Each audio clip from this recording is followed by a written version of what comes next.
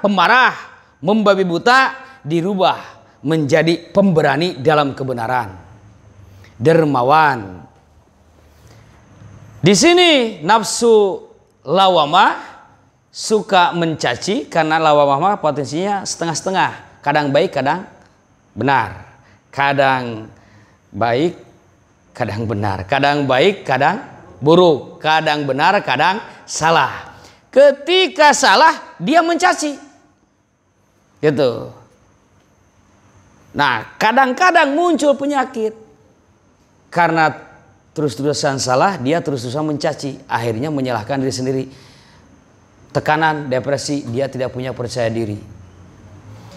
Nah, kalau sudah lembut diganti dengan kelembutan, dengan sifat malu di situ. Ini diganti terus.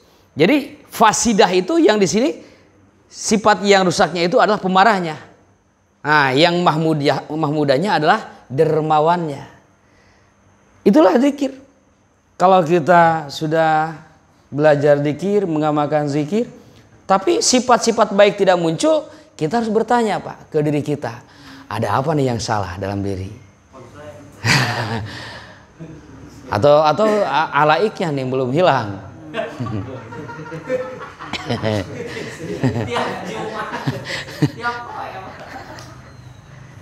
Nah, itu fungsinya. Pertama, zikir jahar narun, membakar kotoran, sifat-sifat yang buruk.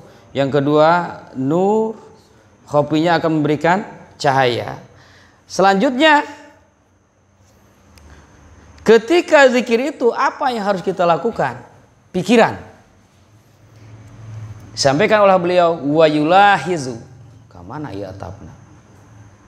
Gak silahkan baik urusan ekiyulahidu maksudnya mah kieu we.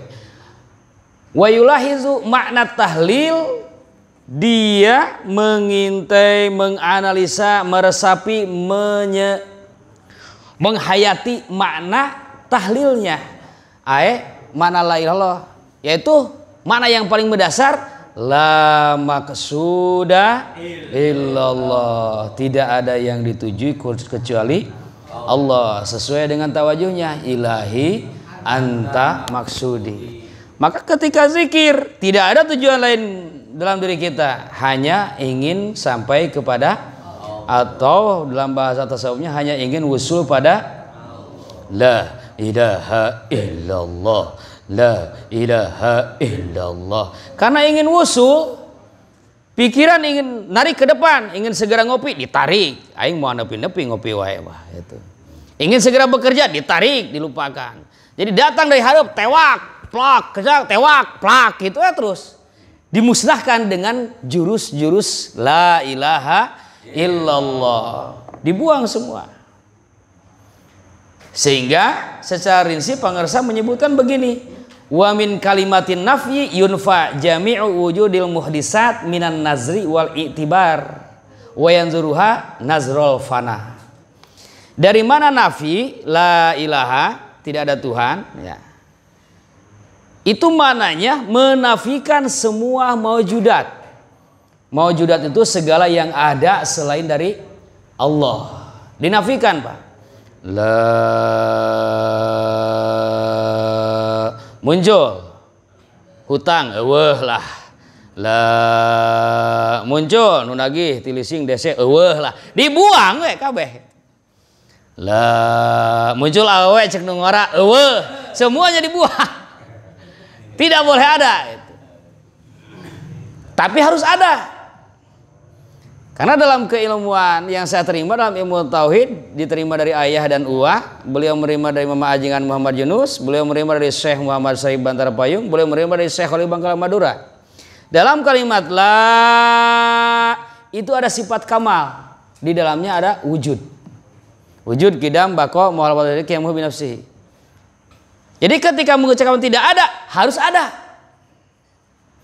La, apa yang ada?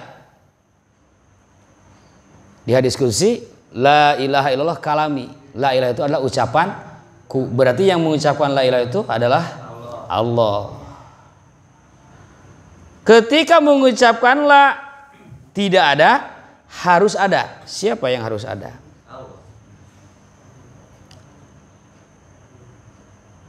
Di sini ada opik gak? Gak ada. Yang bilang gak ada, yang hadir, yang gaib? Yang hadir kan? Oke, saya ulangi. Yang bilang gak ada itu yang hadir, yang gaib? Yang hadir. Maka ketika diucapkan la tidak ada, yang ada itu yang ada, yang hadir. Yang hadir itu siapa? Siapa yang mengucap, yang punya kalimat itu? Itu adalah Allah. Berarti yang ada itu adalah Allah. Jangan sampai mengadakan diri. Contoh mengadakan diri bagaimana? Lah bisa ya nama dikir. Tah geus di aku. Lah lamun aing mah dari kir. Geus di aku eta teh. Kemampuan sudah diklaim. Hilang Pak rontok amal kita. Lah gara-gara aing ya makanya jadi rame di dia dikir ya. Nah, atau dalam bahasa lembut alhamdulillah euy. Penting mah aing bisa dikir ya 1000. Klaim eta. Bahasa tauhid itu harus alhamdulillah ya Allah, aku sudah diperkenankan diberi kemampuan bisa berzikir. Selalu diidofatkan kepada Allah. Karena la maujuda illallah. Tidak ada satupun yang ada kecuali Allah. Itu nafsil jinsi. Nafsil jinsi itu dinafikan semua jenis. Berbeda dengan nafil wahdah. Kalau nafil wahdah, saya nanya ke Pak Aja. Pak Aja punya baud nomor 10 lah hiji mah. Oh gak ada Kang. Pas saya lihat di bengkel, ini banyak baud 10. Kan Kang nanyanya 1. Itu namanya nafil wahdah. Dinafikan yang 1 gitu. 1 tidak ada, kalau banyak ada. Kan minta cing atuh aya hiji mah. Tidak ada loba. Nafil wahdah itu. Kalau nafil jinsi seluruh jenis ditidakadakan. Nah, makna ilah, sementara makna ilah itu adalah yang dipuja, yang dituju, yang dibanggakan, yang dicintai, tempat ketenangan, tempat kesenangan, tempat mengadu, tempat mengeluh, sumber ketentraman. Maka kalau kita tentramnya dengan dunia, berarti ilahnya adalah dunia. Kita tenangnya kolbu dengan uang, berarti ilahnya adalah uang. Nah, dengan zikir itu semua dibuang. La ilaha illallah. Aduh, ya terek aya kerjasama jeung mitra ya enak datang kumahanya. Kusabab la maksuda ilallah, yang dimaksud hanya Allah, udahlah biarin. Ini waktunya saya zikir. Dia makhluk, aku makhluk, sama-sama makhluk. Tapi kalau Allah sudah menetapkan itu ada bagian saya, dia pasti menunggu. Atau Allah memperkenankan datangnya setelah saya selesai zikir. Begitu Pak.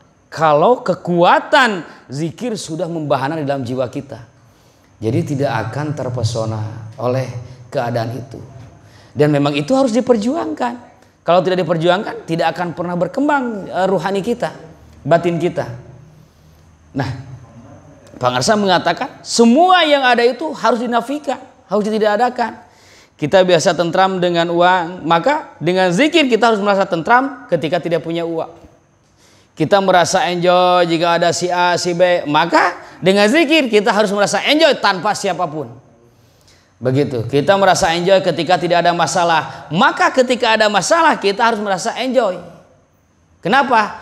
La maujuda ilallah. Tidak ada satupun yang ada kecuali Allah. Masalah muncul ya datang sekarang. Oh, dikersakkan ku Allah datang kepada kita. Maka kalau kita sudah melihat bahwa masa itu datang dari Allah, tentu saja, dan kita adalah mencintai Allah, maka yang ada kebanggaan. Kenapa? Pak, kita nostalgia sebentar. Zaman pacaran dulu, ari di heurean ku kabogoh mah ngeunah we dengan pajanya. Di heurean, diisengin sama pacar sendiri, enak. Dipukul, enak. Coba dipukul di terminal, ku batur, ngamak. Tapi kalau sama pacar sendiri enak. Penggel, diciwit, padahal sakit apa sakit diciwit ya kamu. Tapi enak we rasa hayang mengulang, ulangi dong, aduh, lagi dong. Secara fisik mah sakit, tapi di sini nikmat, enjoy. Siapa? Dia orang yang aku cinta. Nah, ketika kita melihat sebuah masalah dan kalbu kita terkoneksi kepada Allah, melihat bahwa itu bersumber dari Allah dan Allah yang kita cintai, maka kita merasa enjoy. Kenapa? Datang dari zat yang dicintai. Untuk apa? Bumbu kehidupan. Itu candaan Tuhan kepada kekasihnya. Begitu. Bagaimana Nabi Ayub ketika mau sholat, belatung-belatung disimpan. Selesai sholat, naik-naikin lagi. Hanya satu yang beliau panjatkan supaya tidak terkena belatung, jantung.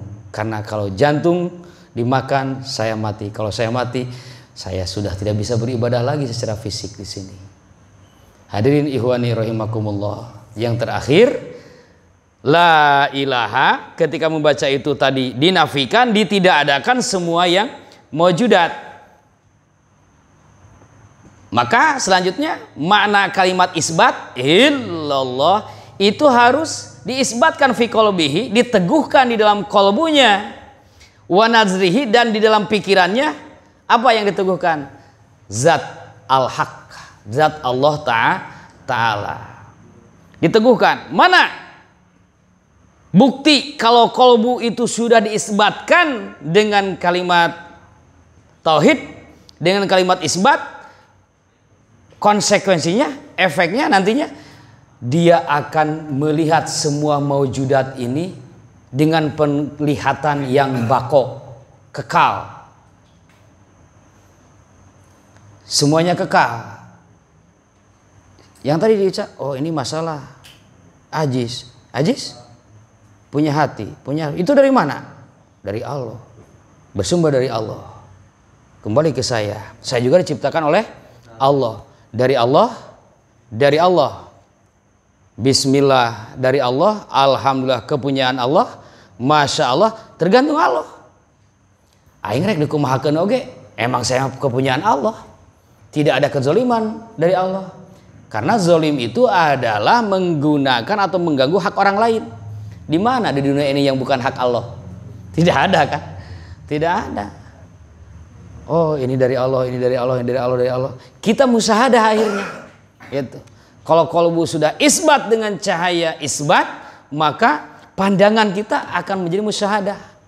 Melihat semuanya bersumber dari Allah. Ini akan fana, akan bako. Kalau saya melakukan keburukan di sini, akan diperhitungkan. Menghitung panjang waktunya. Saya melakukan kebaikan di sini, akan masuk surga. Diberi pahala surga. Setelah masuk surga, saya tidak akan pernah kembali kemana-mana. Sampai kapanpun dan tidak ada batasan waktu, saya akan menikmati kenikmatan surga. Ini janji Allah. Apa? Allah tahfu wa la tahzan wa absyiru bil jannati allati kuntum tu'adun. Malaikat yang memberi kabar gembira. Maka kesimpulannya ketika memaknakan menghayati makna la ilaha, di pikiran harus membaca semua ini bakal rusak. Tidak ada yang kekal kecuali Allah. Memandang masalah, ya paling gak masalah semingguan. Gitu berat dan lain sebagainya. Paling semingguan. Nges, waktu dikir sholat. Nanti masalah kita hadapi lagi. Ngomong adan sholat. Dikir, nanti masalah kita hadapi lagi. Jadi memandang semua fana. Wah ada fitnah diomongin orang. Biarlah orang pada akhirnya juga akan bosan sendiri. Rusak deh pandangan anak. Begitu terus. Ketika kita mendapat pujian, kita melihat pujian seseorang, pujian manusia yang kena rusak, tidak akan kekal. Sehingga hinaan tidak menjadikan kita diri yang tidak percaya diri, pujian tidak menjadikan kita menjadi sombong. Semuanya tetap seperti buruk. Naik, kaki belakang, naik. Ketika turun, kaki depan, naik. Stabil. Begitu. Dan ketika mengucapkan illallah, dia memandang dengan pandangan bako, bahwa yang bako hanya Allah Subhanahu wa taala. Kita berasal dari Allah, kita juga akan dikekalkan oleh Allah. Buktinya di Al-Qur'an yang masuk surga khalidina fiha, akan dikekalkan oleh Allah Subhanahu wa taala. Hadirin ikhwani rahimakumullah, rupanya kajian di malam ini sampai di sana. Oh terakhir kata beliau wa fi akhiriha indal wukuf, terakhir setelah selesai dzikir ditutup ala adadil witri, ditutup dengan hitungan ganjil. La ilaha illallah, la ilaha illallah, la ilaha illallah. Tutup dengan hitungan ganjil. 1, la ilaha illallah. Baru dibaca Sayyiduna Muhammadur Rasulullah sallallahu alaihi wasallam. Nah, ini Sayyiduna itu untuk mengembalikan ruh kita ke dunia lagi, Pak. Begitu. Karena ketika zikir, ruh ditarik ke atas. Ilaihi yas'adul kalimut thayyib. Kalimah thayyibah itu langsung menuju ke Allah. Tidak sama malaikat. Itu min itlaqil apa ya? Lupa lagi. Yang disebutkan kalimatnya, tetapi yang dimaksud adalah orang yang mengucapkannya. Karena ucapan tidak mungkin ada kalau tidak ada yang mengucapkan. Maka zikir la ilallah, orang yang zikirnya akan terbang menuju Allah. Tapi karena masih ada tugas di dunia, harus kembali ke dunia. Ditutuplah. Terbangnya ruh ini ditutup dengan Sayyiduna Muhammadur Rasulullah. Jadi kalau Pak Ustadz aja nanti di Cikiwul ajis enggak henti-henti dikir terus dari pagi sampai sore, tepak Sayyiduna. Balik lagi ke dunia itu. Ya. Demikian kajian di malam ini. Sebelum ditutup, barangkali ada pertanyaan, silakan.